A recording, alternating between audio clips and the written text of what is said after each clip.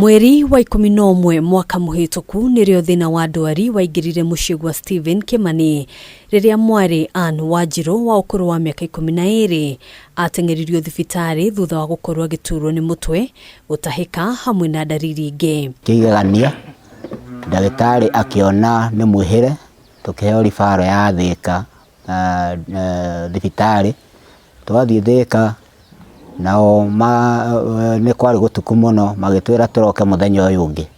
Oguo ngiona mwana no guthia rathi na mbere na kwihirwo ngimuguthukia St Francis kuria komire kahinda ga thikũ 2 nao magitwe rifaro ya Kenyatta. Kimani ni atariirie uria thabari ya gucaria urigiti yamomiririe thibitari nene ya Kenyatta kuria mwari akoretwo akirigitwo kinyagia ica ikuhĩ rĩrĩa ndagĩtarĩ amombũrĩire ũma wa ndwari yake. Akinya Kenyatta agikoma Kenyatta kuma mweri 19 December up to date atura Kenyatta.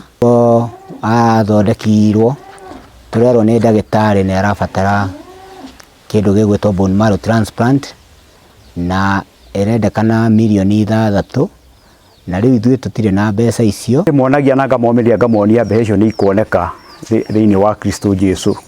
Ũndũ Ngai no heanaga kindu giothe, anu amenyaga mathina mothe magiuka ano maninaga. Ona thutha wa kwendia indo ciao na guteithĩrĩrio ni arata gucokanĩrĩria mbeca, family no ndirirakinyaniria muigana wa mbeca iria irabatarania na riu makihoya uteithio kuma kuri andu a wendi mwega. Harari na gakari karari hare ndirakendia na undu wa mathina maya nigetha tuhote gukita maundu mamwe maria tukoretwo twinamo.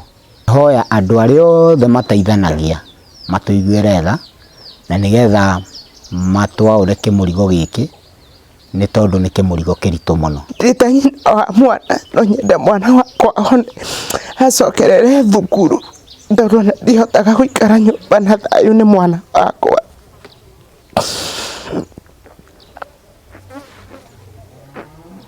Uteithio no ukinyire family no kuhitukira paybill number 853 account name ne Ann, kana ukinyire Stephen Kimani kuhitukira namba 720 753 Hadini Hakameme TV, Jitagwo Ngina wa Waduro.